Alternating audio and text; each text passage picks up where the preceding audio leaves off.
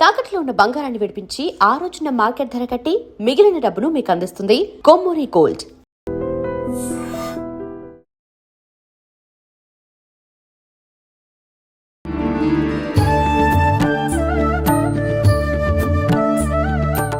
నమస్కారం గురుగారు. ఆశీర్వచనం తల్లి.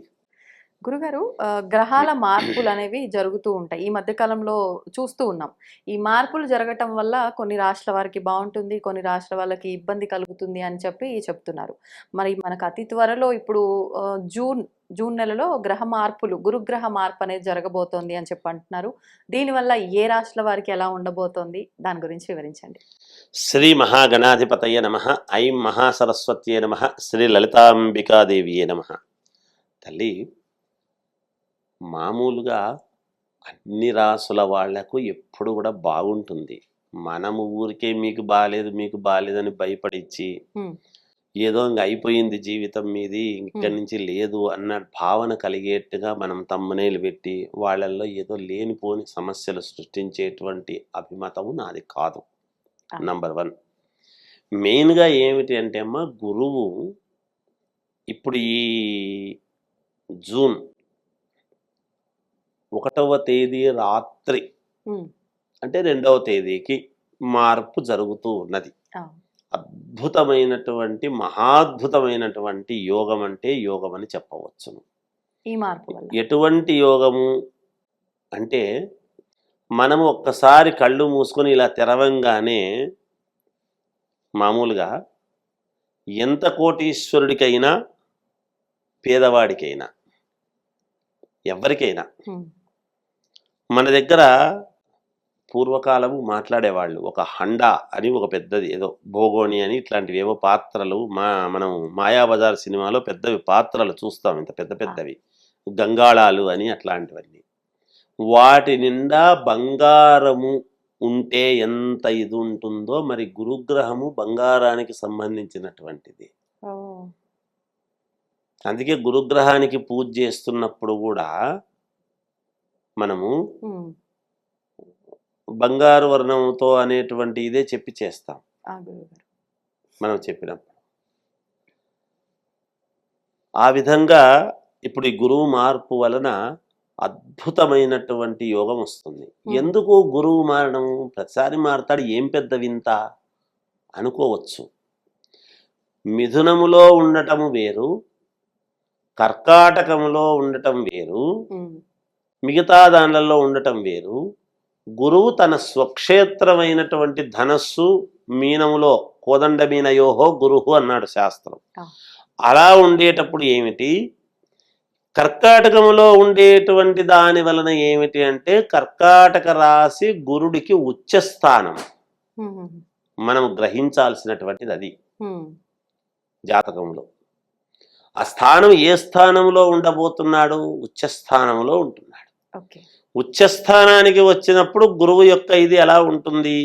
ఒక అద్భుతమైనటువంటి పరిపాలకుడికి మొత్తము తనదే, ఇంకా ఏమాత్రము నాకు ఎదురు లేదు, ఎవరు నన్ను అడ్డగించేటువంటి వాళ్ళు లేరు అంటే ఎలా అయితే ఉంటుందో అలాంటి అద్భుతమైనటువంటి యోగము. పైగా ఈ సంవత్సరము గురువే రాజైనాడు, మనం మర్చిపోకూడదు.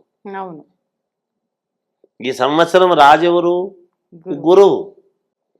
అటువంటి గురువుకు ఉచ్చస్థానములోకి ఎప్పుడైతే వస్తున్నాడో అన్ని రాసుల వాళ్లకు అద్భుతమైనటువంటి యోగాన్ని ఇస్తాడు.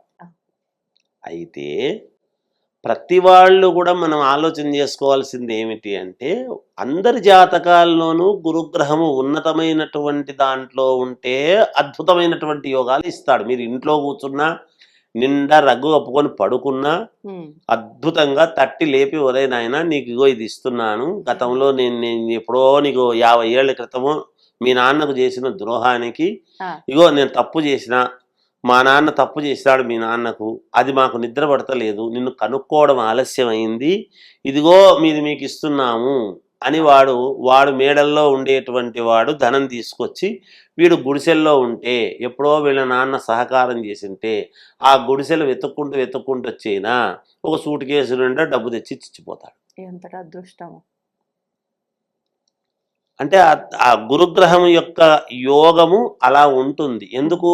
సూర్య భగవానుడి యొక్క కిరణము మనం తలుపులేసుకున్నా లోపల వెళ్తుంటుంది, లోపలికి వెళతాయి కిరణాలు పగలుపూట కదా. అవును గురు. ఖచ్చితంగా వెలుగైతే పోతాము కదా, లోపలికి పోతుంది కదా. ఉమ్. మనం తలుపులన్నీ మూసుకున్న ఆక్సిజన్ లోపల మనం పీల్చుకొని బతుకుంటున్నాం కదా, అవును. ఫ్యాన్ లేకపోయినా ఉమ్. ఉంటున్నాం కదా. అలా లోపలికి వాడు ఎతుక్కుంటూ వచ్చి ఇచ్చిపోయేటువంటి తత్వం. ఒకవేళ ఎవరి జాతకాలలోనైనా పొరపాటున నీచ స్థానంలో ఉంటే, బాగులేని స్థానంలో ఉంటే, ఉమ్. అంటే మా పరిస్థితి ఏమిటి? మేము అడుగున పడిపోతామా? మరి బాగలేని స్థానంలో ఉంటే ఉమ్. మరి మాకు ఇబ్బందులు తప్పవా అంటే ఎక్కడ ఆందోళన చెందాల్సిన పనేం లేదు. ఆ. ప్రతి దానికి ప్రత్యామ్నాయాలు అనేటువంటివి చాలా ఉన్నాయి. ఓకే. ఉపశమనం ఏదో చిన్న ఇది చేసుకుంటే ఉమ్. సంతుష్టుడై నీకు ఆ ఇబ్బందులు తొలగిపోయి మేలు జరిగేదానికి అవకాశం ఏర్పడుతుంది. అంతేగాని ఎవ్వరూ పెద్దగా ఆందోళన చెందాల్సిన అవసరం అయితే లేదు. కానీ ఉమ్. కాకపోతే ఎక్కువ శాతము మంది యోగం మీద నడిచేటువంటివి ఎక్కువ అవుతాయి. ఎందుకంటే ఉచ్చస్థానంలో ఎప్పుడైతే గురువు మార్పు అనేది జరుగుతున్నదో ఉమ్. ఖచ్చితముగా ఈ నెలలలో గురువు అక్కడ ఉంటున్నటువంటి కాలం అంతా కూడా ఎప్పటి నుంచి? June, July, August, September. Um. September మధ్యలో అంటే అక్టోబర్ దాకా అనుకోండి. 4 నెలలు. అక్టోబర్ దాకా అంటే 4.5 నెల 5 నెలల పాటు అద్భుతమైనటువంటి యోగాన్ని ఇచ్చేదానికి సిద్ధంగా ఉన్నాడు. అందరూ అప్రమత్తముగా ఎప్పుడైతే మనకు ఇప్పుడు ఏదో మనం ఈ ట్రైన్స్ అవి వస్తుంటే డోర్లు తెరుచుకోగానే లోపలికి వెళ్ళిపోతాం కదా, అవును. మళ్ళీ తక్కని మూసుకుంటాయి మూసుకుంటాయి. అనే దానికి దిగేవాడు దిగుతాడు, ఎక్కేవాడు ఎక్కుతాడు. అలాంటి విధానాలతో ఎప్పుడెప్పుడు 2వ తారీఖు వస్తుందా అనేటువంటి ధోరణితో గనక వీళ్ళు రెడీగా ఉండి ప్రతిదీ ముందు నిరుత్సాహము, జిగుప్స, మనకు అయిపోయింది నా జీవితం, ఇంక నేనేం బాగుపడతాను, ఇన్నిసార్లు ఇన్ని రకాల పూజలు చేసుకున్నాను, ఇన్ని రకాల హోమాలు చేసుకున్నాను, ఇంకా నా జీవితం అయిపోయింది అని అనుకోవాల్సినటువంటి పని లేదు. ఉమ్. ఖచ్చితంగా చెప్తున్నాను, 100%, 1,00,000% చెప్తున్నాను. అలా అనుకొని డీలా పడాల్సినటువంటి అవసరం ఎంత మాత్రమూ లేదు. ఉమ్. మన ఆత్మస్థైర్యంతో ముందుకు వెళితే ఆ. తప్పకుండా విజయాన్ని సాధించుకోగలము. ఎవడు మనకు తెచ్చి ఆత్మస్థైర్యాన్ని ఇంకొకడు పొయ్యడు. ఎప్పుడూ ఎదటివాడు వీడు బాగుపడకూడదనే ఉంటుంది ఎదటివాడికి. ఆ. వాడి కోరికను మనం నెరవేర్చరాదు.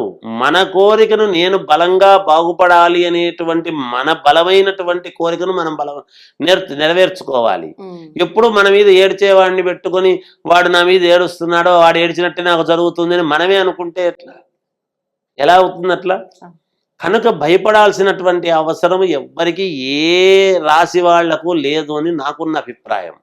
నిజానికి ఈ గురుగ్రహం అనేటువంటిది ఒక రాశి వాళ్ళ మీద ప్రేమ, ఇంకొక రాశి వాళ్ళ మీద భగవంతుడికి ఉండదు ఎప్పుడూ కూడా. గురువు దేవతలకు గురువు. మనం అనుకుంటాం ఎప్పుడు కూడా గురువు అని అన్నప్పుడు గురువును గురువుగానే భావించాలి. గురువుకు ఒక శిష్యుడి మీద ప్రేమ, ఒక శిష్యుడి మీద ప్రేమ లేకుండా పోవడం ఉండదు. కాకపోతే శిష్యుడు నేర్చుకునేటువంటి శ్రద్ధ విధానాన్ని బట్టి గురువుకు కొంచెము ప్రేమ, అభిమానం పెరుగుతుంది. మరి నువ్వెందుకు చేసుకోకూడదు? నువ్వు అదే అభిమానంతో గురువుకు అదే ఇదితోనే మనము గురువు జపం మనము రోజు గురువును గనక తలుచుకుంటూ ఆ 4 నెలలు మనం గురువును పొద్దున్న లేచిన వేళ నుంచి నవగ్రహ మంత్రాలు, మీరు ఏమొచ్చినా ఏమి రాకపోయినా, ఆదిత్యాయ చ సోమాయ మంగళాయ బుధాయ చ గురు శుక్ర శనిభ్యశ్చ రాహవే కేతవే నమః అని అనుకున్న తర్వాత గుం గురవే నమః, లేదు నాకు ఇంకా మంత్రాలు నాకు తెలుసు అన్నప్పుడు మనకు మామూలుగా మేము చెప్తూ ఉంటాము మంత్రాల్లో బృహస్పతి అది ఎదరియో మనం చెప్తూ ఉంటాం అనమాట. అలా గురుగ్రహాన్ని చదువుకున్నా, లేదు గురుగ్రహం ఏది చదువుకున్నా మంచిదే.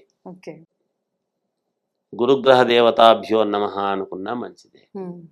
అలా గురువును మనం ఎప్పుడైతే 1వ తేదీ నుంచే మనము ఆరాధించటం అనేటువంటిది మొదలు పెడతామో స్మరణ మాత్రేణ మనం ఏం చెప్పాము? భగవంతుడికి పుష్పం పత్రం ఫలం తోయం అన్నాము. కనీసం ఒక పద్యం స్వామి నన్ను కాపాడు అనేటువంటి తోయమన్నా అనరా. నోటితో పువ్వు పెట్టకపోవచ్చు, నువ్వు ఫలం తెచ్చికపోవచ్చు, తండ్రి నేనేమి తీసుకురాలేకపోతున్నానంటే కీర్తించవచ్చు కదా, నోట్లో మాట ఉంది కదా, నీకు మాట వస్తుంది కదా, నోరు లేకోకుండా లేదు కదా, ఇన్ని మాట్లాడుతున్నాము కదా, తండ్రి నన్ను కాపాడు అని ఒక్క మాట వెలుగెత్తి అడగటానికి నీకేమిరా అవును. అంటాడు భగవంతుడు. అలా ఎప్పుడైతే మనం 1వ తారీఖు నుంచే గనక గురువును గనక మనము ధ్యానం చేస్తున్నాము అంటే తప్పకుండా అందరి కోరికలు నెరవేరుతాయి. జాతక ప్రకారంగా ఉండేటువంటి లోపాలను సరిదిద్దుకుంటాం ఎట్లాగో. కానీ గురువును ఒక్కసారి అలా అనుకుంటున్నాము, కొంత మనం ఏం పోయిందమ్మా ఆ గురువు జపము నిరంతరము కాస్త ఖాళీ దొరికినప్పుడల్లా గురువును అనుకుంటే, గురు జపం అనుకుంటే ఏమిటి, గురువులను ఆరాధించండి, మీకు నచ్చినటువంటి గురువులను గౌరవించండి. ఆ గురువుకు బంగారు వర్ణముతో ఉండేటువంటిది పసుపు పచ్చనటువంటి ఒక శాలువా కప్పండి, బంగారుమయమైనటువంటి. మీరు బంగారులు దానం చేయమని చెప్పి నేను చెప్పను, గురువులను గౌరవించండి. అలా గురువు అంటే దైవాన్ని మనము వెళ్ళి ఒక చోట మనం నవగ్రహాల్లో గురువుకు సంబంధించినటువంటి ఆ గ్రహం దగ్గర కాస్త జపం మనం అనుకొని అలా ప్రదక్షిణం చేసి రండి, అద్భుతంగా జరుగుతుంది. ఇలాంటివి ఎవరి చేతనైనంత వాళ్ళు, ఎవరికి ఏది అనుకూలమైనంత వాళ్ళు. అందరి దగ్గర ఒకే రకమైనటువంటి పాత్రలు ఉండాల్సిన అవసరం లేదు. ఏటికి ఎవరు ఎంత పాత్ర తీసుకెళ్తే అన్ని నీళ్ళైతే వస్తున్నాయి కదా, అంతే గురుగారు, నీళ్ళు అవే కదా. అవే. కనుక అలా గురువును గనక ఆరాధించుకుంటే అమ్మ తప్పకుండా అన్ని రాసుల వాళ్లకు యోగవంతముగా ఉంటుంది అని నా యొక్క ఇది తల్లి. అందరూ బాగుందురు గాక, అందరూ బాగుండాలి గాక, లోకా సమస్త సుఖినో భవంతు అని చెప్పాలి. అంతే గురుగారు. సంతోషం గురుగారు, ధన్యవాదాలు. జయం. And for more videos, Please subscribe to iDream. Please subscribe to iDream. Please subscribe iDream. And please subscribe to iDream. For more videos, subscribe to iDream. please like, share and subscribe to the channel. Congratulations, iDream. Subscribe to iDream. Subscribe to iDream. So subscribe to iDream Media. iDream ki iDream team andarki huge congratulations. Please subscribe iDream Media. Please subscribe to iDream. Subscribe iDream. Please subscribe to iDream. iDream అంటే నా కళల channel subscribe చేసుకున్న నోరు తిరుగుతలేదు, మీరైతే గంట గుర్తు కొట్టండి. For more such videos, please subscribe to iDream. Subscribe to iDream. Please subscribe to iDream. Please subscribe iDream Media. Please do subscribe to iDream. Please subscribe to iDream Media. For best entertainment and information, please subscribe iDream. And don't forget to subscribe to iDream.